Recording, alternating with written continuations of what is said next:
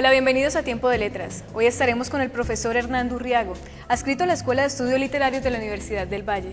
Él nos hablará un poco acerca de su libro, El signo del centauro. Bienvenido, profesor. Muchas gracias. Cuéntenos de dónde surge este texto.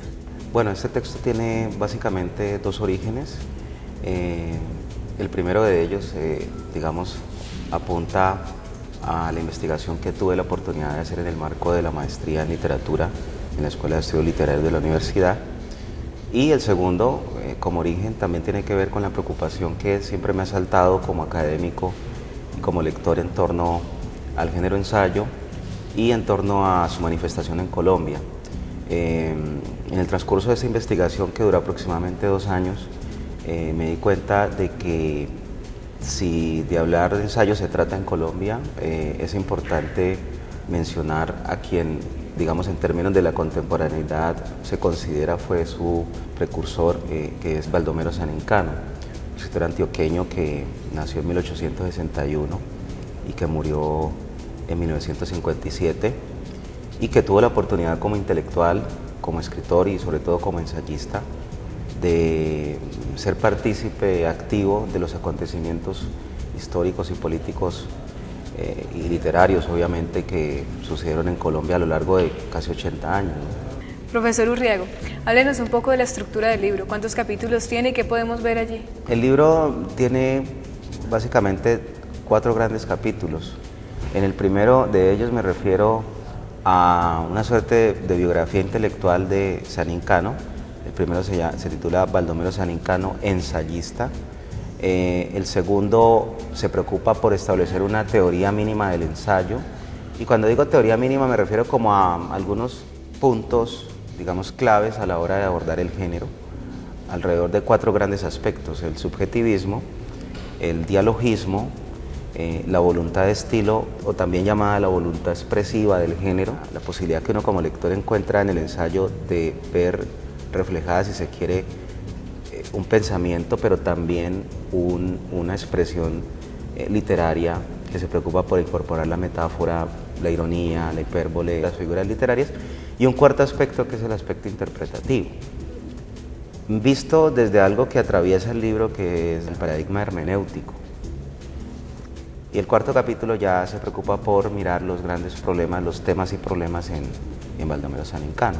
¿Puede ampliarnos un poco más acerca de la tradición ensayística en Colombia?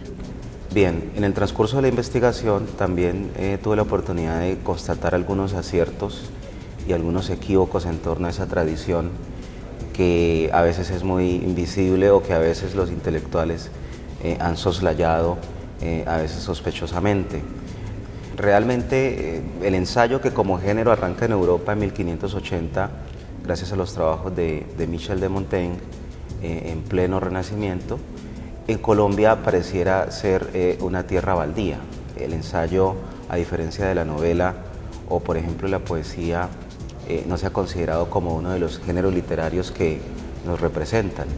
Entonces, en el transcurso de esa investigación, pude constatar, por ejemplo, que ya en el terreno, digamos, de las crónicas de Indias, uno puede encontrar una especie de origen del ensayo en nuestras tierras, en América Latina y lo que luego va a ser Colombia, en la Nueva Granada.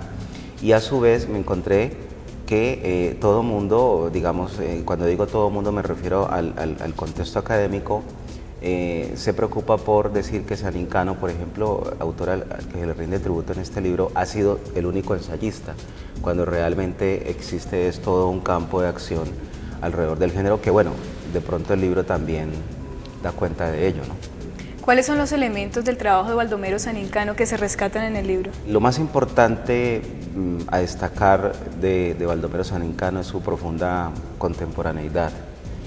Es un escritor que surge en plena revolución liberal, radical, en Colombia en 1861, y que poco a poco, cuando se hace intelectual, empieza a preocuparse por grandes problemas que aún hoy son determinantes. Por ejemplo, uno de ellos, el problema del humanismo.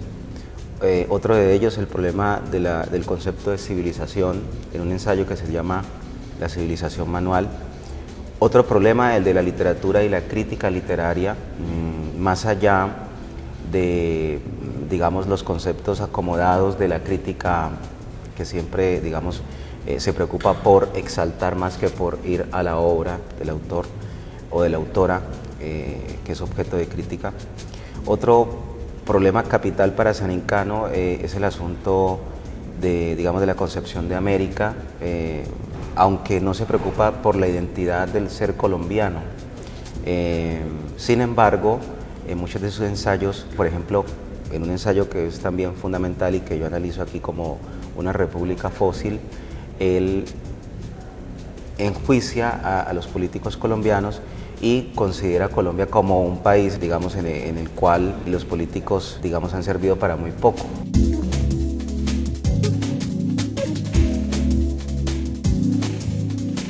Otro gran problema es el problema del español, el problema del castellano. En su contexto, digamos, en los años 20-30, se considera que el castellano debe permanecer impoluto, debe permanecer libre de toda permeabilidad. Él, por el contrario, anticipándose a lo que es hoy nuestro español hablado en América, dirá que no, es una utopía pensar que la lengua debe permanecer pura, en pureza, y más bien piensa que hay que tener en cuenta otras lenguas que pueden contribuir a que el castellano se, digamos, revitalice.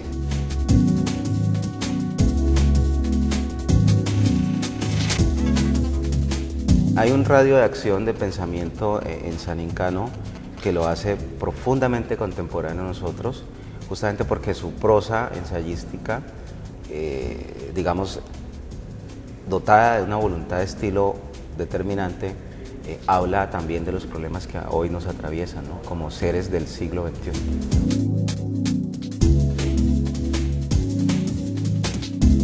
¿Qué caracteriza un ensayo hoy en día? Cuando Michel de Montaigne inaugura el género, hay que pensar a qué está respondiendo su ejercicio de escritura.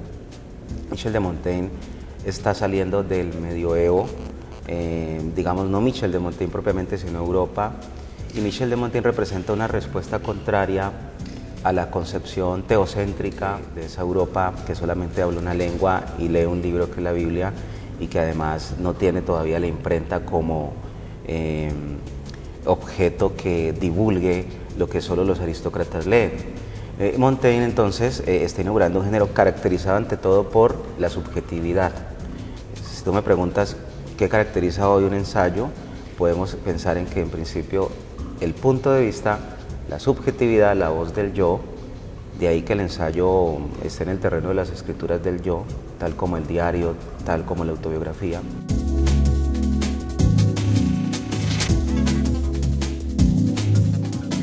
La subjetividad no existe, digamos, como concepto en la Edad Media, a pesar de que hay sujetos. Hay colectividades gregarias en torno a una monarquía, ¿cierto?, en torno a una cierta aristocracia, y frente al papado. Montaigne, por el contrario, pertenece a esa estela humanista, a esa estela antropocéntrica en la que lo acompañaron Erasmo de Róterdam, por ejemplo, Tomás Moro, el mismo, ¿por qué no?, Galileo Galilei, Giordano Bruno, entre otros. Ahora, otra característica es la dimensión dialógica del ensayo. A pesar de que hay subjetividad en el ensayo, no encuentra un sujeto autista hablándose a sí mismo, sino que encuentra un sujeto en diálogo con el otro. Y también otra tercera característica es la faceta interpretativa del ensayo, ¿no?, que frente a los otros géneros literarios lo caracteriza mucho por su componente argumentativo, ¿sí? Entonces hay una mezcla de literatura y de filosofía en el ensayo. De ahí que Alfonso Reyes, un ensayista mexicano muy reconocido, lo haya bautizado como el centauro de los géneros.